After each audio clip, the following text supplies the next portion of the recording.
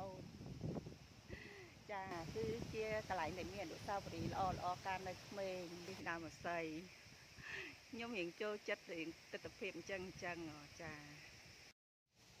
ដំណើរជីវិតវាអត់ចេះតែងាយស្រួលទេហេតុអីបាននាងខ្ញុំចូលចិត្តមករំលឹកអនុស្សាវរីយ៍កាលនាងខ្ញុំនៅក្មេងៗបងប្អូនចាដោយសារតែយើងនៅក្មេងគឺយើងអត់មានខ្វល់អត់មានការទុកអីទាំងអស់ដឹងតែថាញ៉ាំដឹងតែថាគេងចិត្តហ្នឹងហើយអញ្ចឹងមកខ្ញុំចេះតែនឹកនិយាយ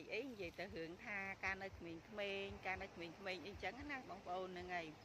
តាមពិតទៅដោយសារតែយើងយើងឆ្លងកាត់ដំណើរជីវិតវាអត់ចេះតែងាយស្រួលហ្នឹងហើយជីវិតគឺជាការឆ្លងកាត់គ្រប់រសជាតិផ្អែមល្វីងជូរចត់ឲ្យទៅលេងស្រុកពេលណាក៏ចុះទៅលេងនៅម្ដុំគុំអស័យនឹងដែរដោយសារតែធ្លាប់រត់លេងនៅក្នុងគុំដំឡូងចា